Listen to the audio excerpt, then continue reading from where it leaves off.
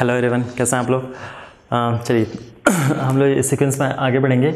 आगे बढ़ने से पहले थोड़ा सा कुछ डिस्कस करते हैं, ऑफ टॉपिक आज थोड़ा सा डिस्कस करते हैं, है ना। ज़्यादा टाइम नहीं लूँगा आप लोग का। देखिए इन जनरल जैसे मैं बच्चों से मतलब गेट एस्पिरेंट्स लोग से इंटरेक्ट करता हूँ अब, है ना, तो मोस्टली लोगों का एक जेन्युइन डाउट होता है। मेरे को लगता है बहुत लोग का डाउट आता है कि अभी हमें क्या करना चाहिए। जैसे कि कई चीज़ें हैं अभी आपके पास, है ना। जैसे कि एक तो आप गेट प्रिपरेशन कर रहे होंगे, है ना, गेट प्रिपरेशन कर रहे हैं आप।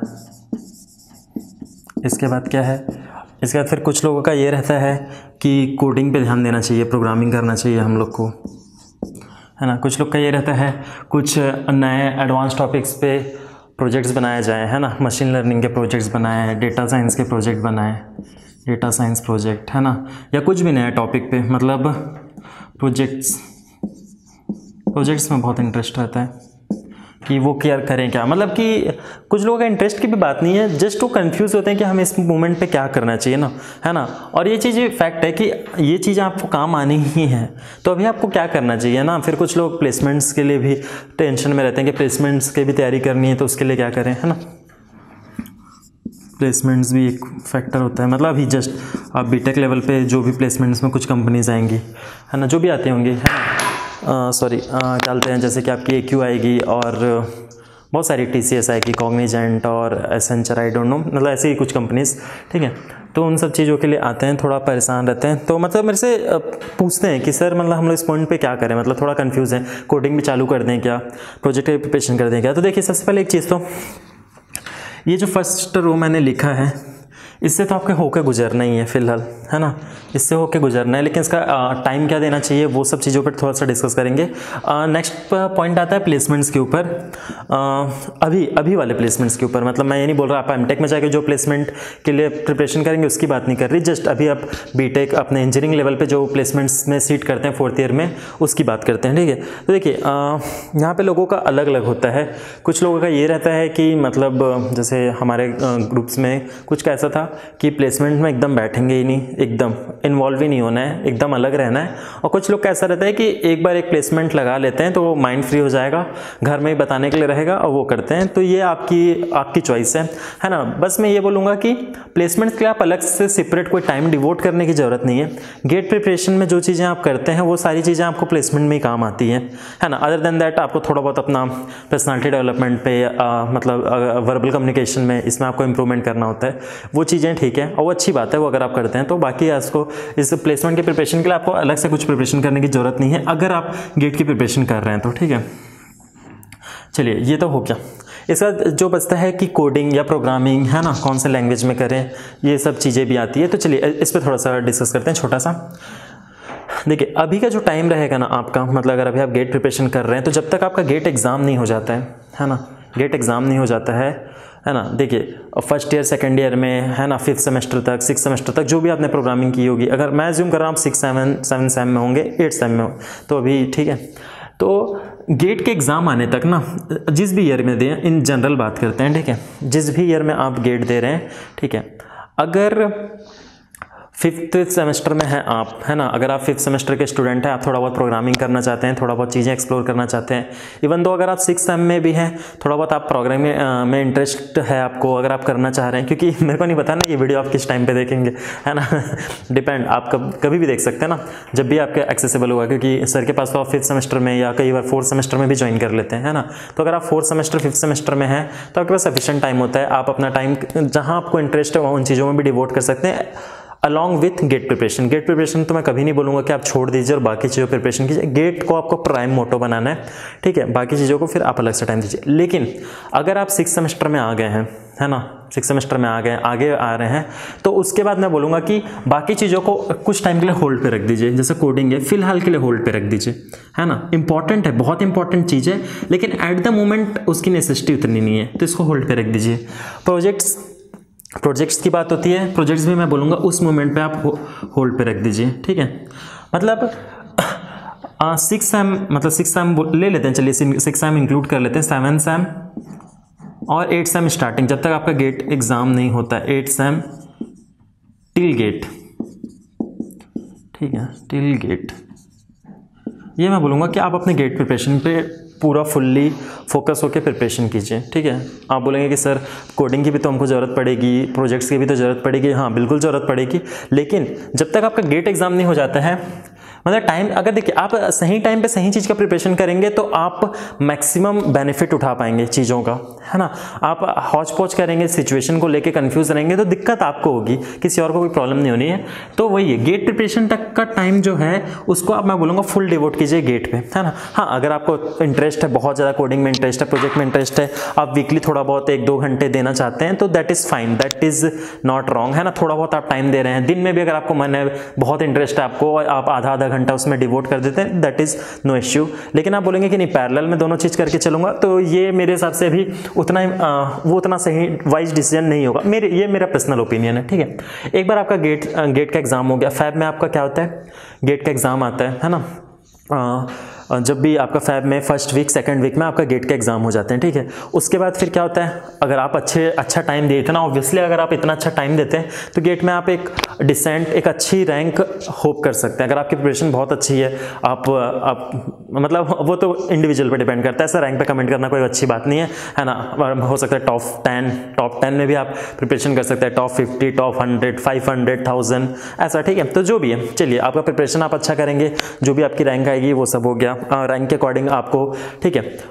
फिर फैब में जब आपका गेट का एग्ज़ाम हो जाता है और आपका एग्ज़ाम अच्छा गया है, डिसेंट गया है ना, आपको पूरा होप है कि आप मतलब एक अच्छा IIT रैप कर लेंगे, नहीं तो टॉप के NITs जो 2-3-4 NITs हैं, या फिर आप ट्रिपल IITs पे, मतलब जो टॉप के ट्रिपल IITs हैं, हैदराबाद हो गया, बेंगलोर हो गया, दिल्ली हो गया, इनमें से कुछ में अगर आप चल जाएंगे, आपको होप है, तो बिल्कुल अच्छी बात है ना।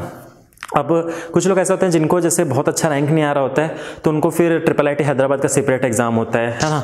और बीट्स का भी है, बहुत लो स्कोर है तो बीट्स का भी एक सेपरेट एग्जाम होता है, वो एग्जाम आप देना चाहेंगे, है ना। या फिर जो कुछ कॉलेज के जो सेपरेट एग्जाम होते हैं उसकी प्रिपरेशन का है, तो ये उन लोगों के लिए जिनका गेट में एज्यूम्ड है कि उतना अच्छा रैंक नहीं आ रहा है। जिनका अच्छा रैंक आ रहा है, विथिन 1000 रैंक है, विथिन 500 रैंक है, उनको ऑब्वियसली कहीं ना कहीं अच्छे कॉलेज में, टॉप IITs में, NITs में या ट्रिपल IITs में मिल ही जाता है ना। ट्रिपल IITs में भी अगर चलिए हैदराबाद नहीं हुआ तो बेंगलोर का ऑप्शन आपके पास हमेशा ही रहता है, तो ये चीज़ तो है।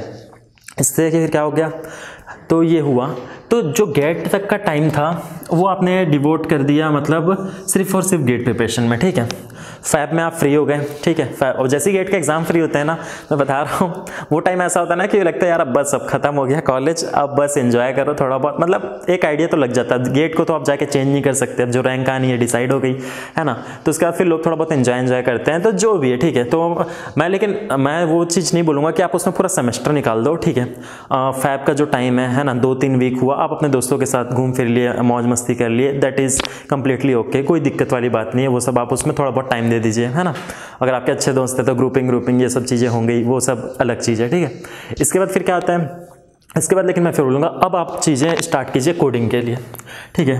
प्रोजेक्ट्स को अभी मैं बोलूँगा होल्ड पे रखिए, प्रोजेक्ट्स को अभी भी होल्ड पे रखिए, ठीक है। हाँ, कोई एकदम आपके सामने एकदम कोई प्रोजेक्ट है, आपको मन है करने का, अब मतलब आपका गेट एग्जाम हो चुका है, जो भी आपने गेट में परफॉर्म करना था कर लिया, रिजल्ट होल्ड है, आया है नहीं आया उसको भी साइड पे रखते हैं, गेट का एग्जाम आपका कंप्लीट हो गया, तो अब आप फ्री हैं। अब इसके बाद कोडिंग आता है, प्रोजेक्ट्स आपके सामने कोई प्रोजेक्ट है आपको करने का बहुत मन है, तब आप जाइए, अदरवाइज मैं बोलूँगा अब का टाइम है आपका कोडिंग पे फोकस करने का, ठीक है। अब जो टाइम बचता है, चलिए फैब मान लेते हैं आपने थोड़ा बहुत इधर उधर करके निकाल दिया, मार्च अप्रैल, ठीक है, मई के आसपास में आपका एग्जाम होता है। तो जब एग्जाम होता है तो एग्जाम में वैसे तो हम जानते ही इंजीनियरिंग वालों का मोस्टली वो होता है कि जब एग्जाम आ ही जाता है सर पे तभी हम लोग पढ़ते हैं, है ना, मतलब ठीक है। एमटेक में सब चीज़ें नहीं होंगी, लेकिन चलिए इंजीनियरिंग की बात करते हैं तो 1 रात 2 रात पहले पढ़ेंगे और एग्जाम निकाल लेंगे, ठीक है। तो सबका अपना अपना होता है, तो उसके हिसाब से आप अपना सफिशिएंट टाइम, आपका जो एंड सेमेस्टर एग्जाम आएगा, मेन एग्जाम आएगा, उसके लिए आप अपना अलग कर दीजिए बचे हुए टाइम पे। तो फिर आपका क्या हो गया, मार्च हो गया, अप्रैल हो गया, मई मान लेते हैं, मई हाफ और 20 डेज आपका एग्जाम में गया, ठीक है, उसको अलग कर देते हैं। फिर इसके बाद बचा हुआ मई, फिर जून हुआ और आपका जुलाई भी ऑलमोस्ट आ जाता है ना। मतलब आपका एमटेक में एडमिशन होते, करंट ईयर में कोरोना के कारण तो लोगों के एडमिशन लेट हुए, वरना अदरवाइज इन जनरल जुलाई मतलब मिड जुलाई के बाद से अगस्त स्टार्टिंग तक में मोस्टली कॉलेज अपने यहाँ आप एडमिशन चालू कर देते हैं, ठीक है। तो ये सब टाइम आप ये जो आपको मिला, मार्च अप्रैल मई हाफ ले लेते हैं, ठीक है, और जून, ठीक है, जुलाई भी हाफ, तो रफली 4 मंथ्स, ठीक है, 4 मंथ्स मिलेंगे, चलिए 4 नहीं तो 3.5 मंथ्स मिलेंगे। ये टाइम एक अच्छा, बहुत अच्छा टाइम होता है, फ्री टाइम होता है, इसमें आप अपने कोडिंग की स्किल्स को इन्हांस कर सकते हैं, आप अच्छी कोडिंग कर सकते हैं, सीख सकते हैं बिल्कुल। हाँ, लोगों का कन्फ्यूजन होता है प्लेटफॉर्म कौन सा ले, सबका अपना अपना चॉइस होता है ना। और आजकल बहुत सारे प्लेटफॉर्म्स आ गए हैं, है ना। Hacker rank, gigs for gigs है, हैकर रैंक है, हैकर अर्थ है ना। चलिए मैं नाम भी लिखते जाता हूँ।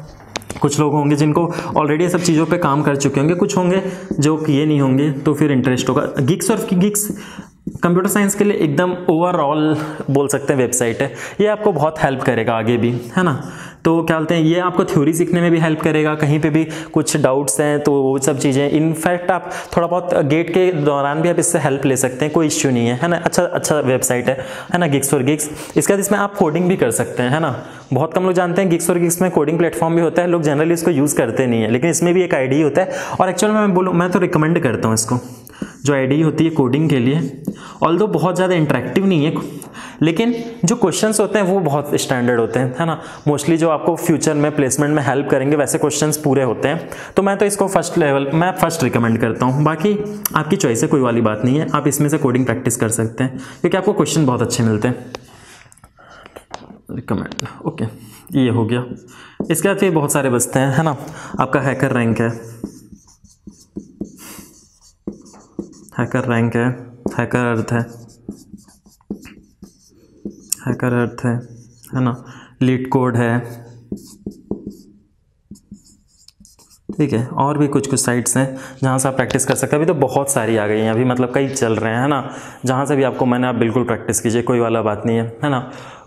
तो ये सब तो चीज़ें हुई, ठीक है।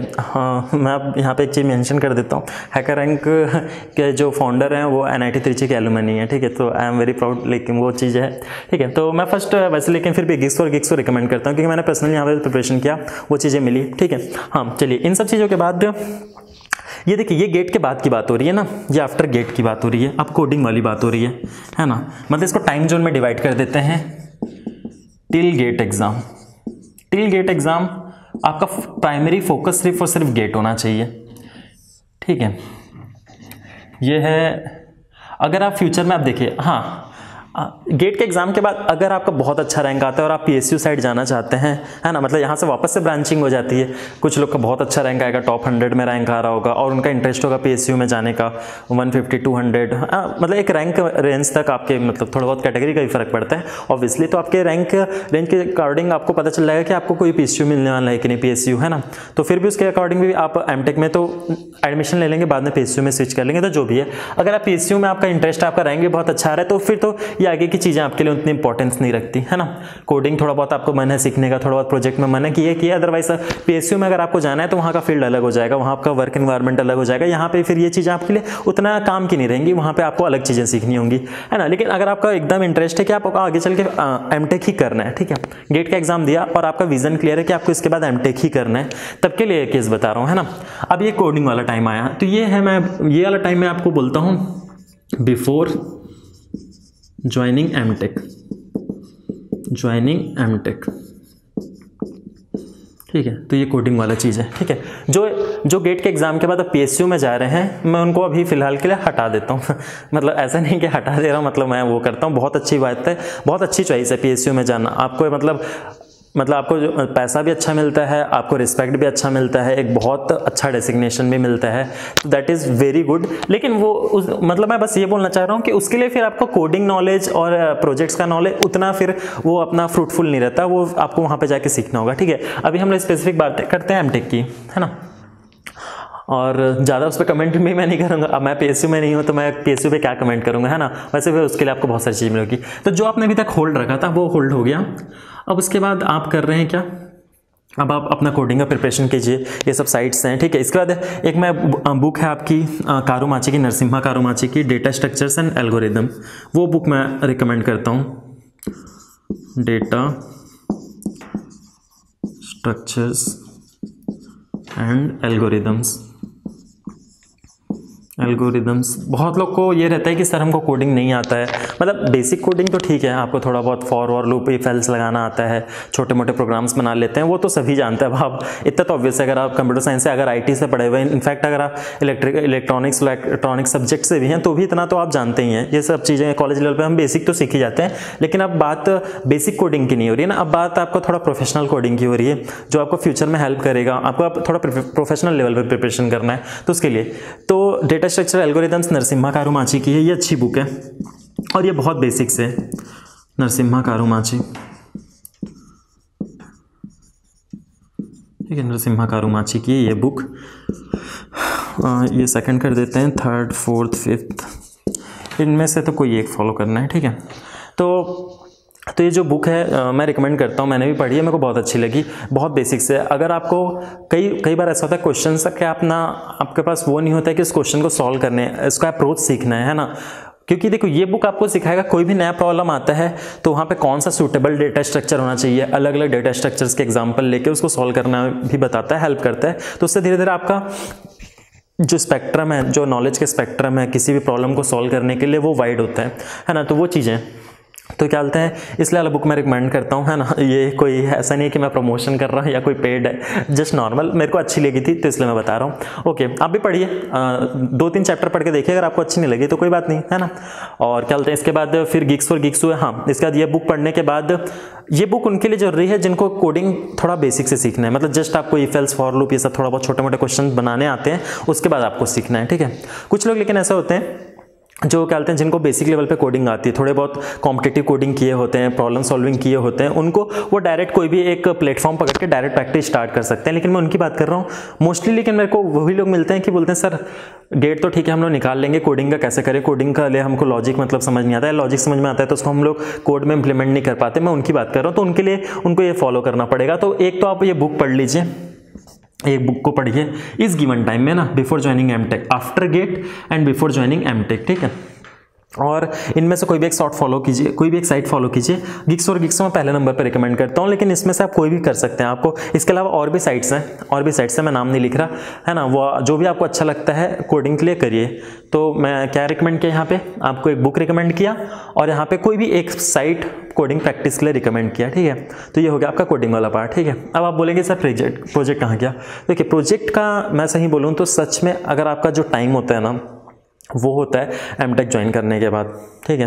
अब आप एमटेक ज्वाइन करेंगे, वहाँ पे चीज़ें आपको मिलेंगी, असाइनमेंट्स मिलेंगे, बहुत सारी चीज़ें मिलेंगे। और मैं बता रहा हूँ वहाँ पे आपको एक मौका मिलता है, एक चांस मिलता है, वहाँ पे आप बहुत सारे प्रोजेक्ट्स बनाएंगे, बहुत सारे असाइनमेंट्स करेंगे, प्रोजेक्ट्स बनाने का आपको अपॉर्चुनिटी मिलेगा, आप बना सकते हैं वहाँ पे, है ना। और प्लेसमेंट्स के टाइम तक के लिए आपके पास पक्का कोई ना कोई प्रोजेक्ट प्रिपेयर हो जाएगा, ये एमटेक गारंटी करता है। अगर आप किसी भी अच्छे कॉलेज में ज्वाइन करते हैं तो कॉलेज का मतलब सिलेबस या फिर करिकुलम ही ऐसा होता है, डिज़ाइन होता है कि ultimately before starting placement you will be having some at least 2-3-4 projects you will be having, okay, आपको रहेगा ही वहाँ पे, ठीक है। तो ये चीज़ें फिर, तो ये जो प्रोजेक्ट्स वाला पार्ट है मैं बोलता हूँ, इसको फिर आप अपने एमटेक के लिए सेव करके रखिए, है ना। डेफिनेटली ऐसा नहीं है कि अगर आप प्रोजेक्ट्स इस टाइम पे बना लेंगे तो कोई खराबी है, अच्छी बात है, प्लस पॉइंट ही है। लेकिन अगर आप इस सीक्वेंस को फॉलो करते हैं तो आपको कोई दिक्कत नहीं होता है। तो गेट का एग्जाम होने तक आप गेट के प्रिपरेशन पे फुल फोकस कीजिए, बाकी चीज़ें भूल जाइए, ठीक है। गेट का एग्जाम हो गया, गेट का टेंशन खत्म, है ना। गेट में तो जो आपने परफॉर्म करना था कर लिया, अब आपको पता है कि जो भी होगा अब हमको आगे फ्यूचर में एमटेक करना है, तो इसके बाद आप अपना टाइम कोडिंग पे डिवोट कीजिए। और जब फिर एक बार आप अपना कॉलेज ज्वाइन करते हैं तो उसके सीक्वेंस में फॉलो कीजिए, वहाँ पे आप रह के कर सकते हैं। हाँ, एक चीज़ जरूर बोलूँगा, एमटेक करने के बाद जब आप एमटेक स्टार्ट करेंगे अपना, है ना, तो वहाँ पे टाइम आपको थोड़ा कम मिलेगा। वो वैसे भी कॉलेज पे थोड़ा डिपेंड करता है, कुछ कॉलेज में थोड़ा एकेडमिक्स थोड़ा मतलब आपको रिलैक्स मिल जाता है, कुछ टाइम मिल जाता है फ्री, कुछ जगह पे एकेडमिक्स बहुत हार्श होता है, आपको बिल्कुल टाइम नहीं मिलता, तो डिपेंड करता है। लेकिन अल्टीमेटली सभी जगह का सिलेबस करिकुलम ऐसा होता है कि अल्टीमेटली फाइनल तक मतलब आपका सेकंड सेमेस्टर मतलब फर्स्ट ईयर खत्म होने तक, या फिर आपका जब भी प्लेसमेंट स्टार्ट होगा उसके पहले आपके हाथ में प्रोजेक्ट रहेगा ही, वो वहाँ पे आपको मिल जाएगा मौका। तो प्रोजेक्ट्स के लिए उतना टेंशन लेने का ज़रूरत नहीं है। तो ये चीज़ें हैं। तो अगर आप इस ऑर्डर को फॉलो करते हैं तो मैं होप करता हूँ, क्योंकि मैंने तो फॉलो किया है और ऐसा नहीं है, मैं अपने दोस्तों से ही बात किया जो मेरे वहाँ पे फ्रेंड्स थे या फिर जो और फ्रेंड्स जो दूसरे कॉलेज में पढ़ रहे हैं। तो ये चीज़ें हैं, मतलब अगर आप इसको फॉलो करते हैं तो आपको, और देखिए आपको भी ना एक टेंशन नहीं रहता है। अभी जैसे कि अगर अभी आप गेट का प्रिपरेशन कर रहे हैं, ठीक है, सब एज्यूम करते हैं आप 7 सेम में, अब आप गेट का प्रिपरेशन कर रहे हैं, इसी टाइम का आपको लग रहा है कि कोडिंग भी करता हूँ, कोडिंग भी तो सीखना जरूरी है। अब आप आधा टाइम इधर डिवोट कर रहे हैं, आधा टाइम उधर डिवोट कर रहे हैं। वैसे में क्या होगा, ना तो कोडिंग ही आप बहुत अच्छे से सीख पाएंगे, ना तो फिर आप यहाँ का प्रिपरेशन ही अच्छे से कर पाएंगे। अगर आप एकदम हाफ करेंगे ना, मैं दिन में 3 घंटा कोडिंग करूंगा, दिन में 4 घंटा गेट पढ़ूंगा, या दिन में 4 घंटा का कोडिंग करूंगा, 4 घंटा का गेट का प्रिपरेशन करूंगा, तो देखिए मेरे हिसाब से वो उतना इफेक्टिव मेथड नहीं है और वो कोई सही टाइम भी नहीं है। मेरे को पता है as a computer science aspirant coding सीखना बहुत इंपॉर्टेंट है, लेकिन उसके लिए एक टाइम होता है ना। या तो अगर आपको सीखनी थी तो आपको मतलब गेट का प्रिपरेशन स्टार्ट करने के पहले सीख लेनी थी। अगर आप गेट में आ गए हैं तो अब गेट का प्रिपरेशन अच्छे से कर लीजिए और इसके बाद सीखिए। और देखिए ऐसा नहीं है कि कोडिंग के लिए आपको बहुत लंबे टाइम की ज़रूरत है। आप, मैं बोल सकता हूँ, आप 3 महीना तरीके से प्रिपरेशन कीजिए, आप बहुत अच्छी कोडिंग सीख जाएंगे, बहुत अच्छी मतलब अच्छे लेवल के क्वेश्चंस बनाना सीख जाएंगे। बस आपको डिवोट होकर इस पर प्रैक्टिस करना पड़ेगा, है ना। और जो चीज़ें जो स्टैंडर्ड है, जो स्टैंडर्ड बुक्स हैं, वेबसाइट्स हैं, उनको अगर आप फॉलो करते हैं आप डेफिनेटली बहुत अच्छी कोडिंग सीख जाएंगे, है ना। बस आपको फुल फोकस रहना पड़ेगा। तो कोडिंग के लिए अभी अगर आप गेट प्रिपरेशन कर रहे हैं तो इस मोमेंट पर उतना टेंशन मत लीजिए, उसको अभी फिलहाल के लिए छोड़ दीजिए। नहीं भी करते हैं कोई दिक्कत नहीं है, अभी फुल फोकस आप रखिए गेट पे। एक बार जब आपका गेट का एग्जाम हो गया उसके बाद आप उसकी प्रिपरेशन बिल्कुल चालू कर सकते हैं। तो ये था मेरा साइड से एज अ सीनियर अपना, आप सीनियर लोग से एडवाइस लेते हैं, एज अ सीनियर की एडवाइस समझ लीजिए। अगर आपको फॉलो करने का मन है तो बिल्कुल कीजिए, अदरवाइज आपका कोई दूसरा प्लान भी है तो आप बिल्कुल कर सकते हैं। जस्ट ये एज अ सीनियर की एडवाइस समझ लीजिए। ओके।